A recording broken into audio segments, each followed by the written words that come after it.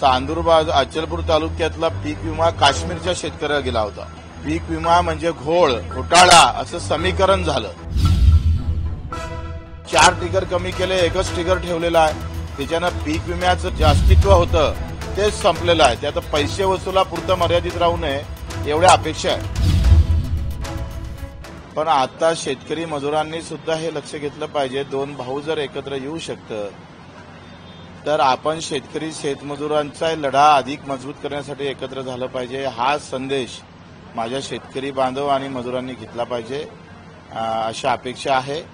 बुलढाण्याची घटना जे काल घडली ती अतिशय दर्दनाक आहे, अतिशय गंभीर आहे. मला वाटते फडणवीस साहेब या राज्याचे गृहमंत्री आहे. मुख्यमंत्री असताना गृह खाते त्यांच्याकडे आहे. ते या सगळ्या घटनेवर जर आपण 5-6 महिन्याचा जर बीड झालं, आता ते बुलढाणा ते तशा पद्धतीनं समोर येतं का?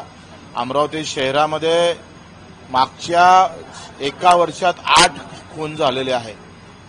गृह खात्याच्या अधिकाऱ्यांकडून खरं तर त्यांची कानचपटणी झाली पाहिजे. त्यांच्या एकंदरीत गृह खात्याकडून त्याच्यावर नजर आहे का नाही आहे अशा प्रकारची शंका येतं. आणि फडणवीस साहेबांकडून अपेक्षा करतोय का या सगळ्या घटनेचा मला वाटतं कुठेतरी गंभीर विचार केला पाहिजे, ही अपेक्षा आहे. ओके.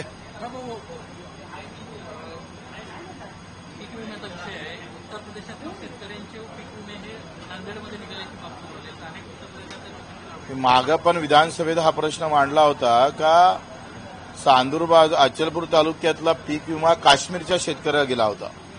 आता त्याच्या अशा प्रचंड घटना घोळ आम्ही पाहतो पीक विम्यामध्ये आहे. पीक विमा म्हणजे घोटाळा असं समीकरण झालं. आता त्याच्यावर आमचं प्रशासन किती लक्ष देतं ते फार अवलंबून आहे. आणि आता तर 4 टिकर कमी केले, एकच टिकर ठेवलेला आहे. त्याच्यानं पीक विम्याचं जे अस्तित्व होतं तेच संपलेलं आहे. ते आता पैसे वसुलापुरतं मर्यादित राहू नये एवढ्या अपेक्षा आहे. बदललेली पीक विमा योजना आहे त्या योजनेच्या संदर्भामध्ये सगळ्याच आमदारांमध्ये नाराजी आहे. त्यांचं म्हणणं आहे की 5 वर्षाचा जो अंदाज काढून मग तो पीक विमा दिला जाणार हे अत्यंत चुकीचं असं पॅरामीटर तयार करण्यात. काय झालं, पीक कापणी प्रयोग म्हणजे काय? उंबरठा उत्पन्न आपण पकडतो. उंबरठा उत्पन्न म्हणजे काय तर सरासरी पकडतो, म्हणजे 3 वर्षाची सरासरी. अर्थात आपण जर पाहिलं का 4 म्हणजे एखाद्या वर्षी 4 क्विंटल झालं सोयाबीन, एखाद्या 6 झालं, एखाद्या ठिकाणी 8 झालं, तर मग आपण 6 पकडतो. आता 6च्या जर खाली जर आम्ही उत्पन्न गेलं तर मग समजा 6 क्विंटल आम्ही सरासरी पकडली तर त्याच्या खाली 5 क्विंटल आता 1 क्विंटलचे पैसे भेटणार. आता अडचण काय झाली का पीक विम्यामधला ही सगळ्यात मोठी अडचण आहे का पीक कापणी प्रयोगामध्ये गेल्या 10 वर्षापासून पिकाचं उत्पादन घटत चाललेलं आहे.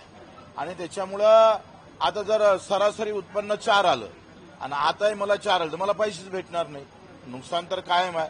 माझं म्हणणं आहे का 1 क्विंटलमध्ये तुम्ही 5 विद्यापीठं आहे, 1 क्विंटलमध्ये किती उत्पादन झालं पाहिजे किंवा त्या मातीची पोत त्या ताकदीची आहे तेवढं गृहीत धरलं पाहिजे का नाही. आता काय झालं, दिवसांदिवस हे जे पीक विमा भेटणं कमी होणार आहे कारण आमचं उंबरठा उत्पन्नच कमी येत आहे. आणि उंबरठा उत्पन्न कमी आलं का परिणाम आम्ही पाहतोय पीक विम्यावरच्या पैशावर होणार आहे. आणि इथं सगळं आम्ही शेतकऱ्याचं मरण पुन्हा येणार आहे. अर्थात आम्ही जे म्हणतोय या सगळ्याचा रामबाण उपाय मी नेहमी सांगत आलो. गेल्या 10 वर्षापासून बोलतो आहे का जास्त ऊन तपली तरी शेतकरी मरतं, जास्त पाऊस पडला तरी शेतकरी मरतं, रोगराई आली तरी शेतकरी मरतं. ह्या सगळ्या याच्यात तो मरत असतं आणि भाव पडले तिथं पण मरतं. ते तर आमचे सगळे राज्यकर्तेच त्याला मारतात. या सगळ्या याच्यातून उठला का एक मशीन गन घेऊन असतं आमचा पंतप्रधान मुख्यमंत्री, मारो साले को किसानो. ही अवस्थाच आहे. मी खोटं नाही बोलत. काय होतंय, सोयाबीन 5,000ची 3,500 का विकावं लागली आम्हाला? हमी भाव 5,000चा आहे, 7,000ची शिफारस केली, 3,500 आम्हाला सोयाबीन विकावं लागली. सचिन जाधवाची आत्महत्या परभणीचे काय सांगतं त्यानं लिहून ठेवलं का आम्ही हमी भावात आहे, आम्हाला जर सोयाबीन विकायचं आम्हाला व्यवस्था नसेल तर आम्ही काय करायचं काय? 3,500 सोयाबीन विकावं लागली. त्याच्या आत्महत्यासोबत त्याच्या पत्नीनं आत्महत्या केली. ते 7 महिन्याची गरोदर होती. अख्खी मारली ना मशीन घेऊन. ते दिसाले मशीन नाही पण व्यवस्था जे म्हणतात महात्मा फुले कलम कसाई, हे कलम कसाई वाले लोक आहे. आणि मग मी जे म्हणतोय का पेरणी ते कापणीपर्यंत याला जर एमआरईजेस अटॅच केलं तर माझा उत्पादन खर्च कमी करण्याची ताकद देशामध्ये जगामधला सगळ्यात क्रांतिकारी हा निर्णय शेतकऱ्यासाठी होऊ शकतं. एमआरईजेस मधला शेतकऱ्याच्या शेतीला मजुरी लागतं का नाही लागत तर लागतं. मग शेतीचा सगळ्यात जास्त खर्च कुठं होतं तर तो मजुरीवर होतो. तो औषध बियाणावर 30% होतं आणि 70% हा मजुरीवर खर्च होतं. मजुरीमध्ये आमच्या सरकारनं हस्तक्षेप केला आणि त्याला जर एमआरईजेसले जर जॉईन करून घेतलं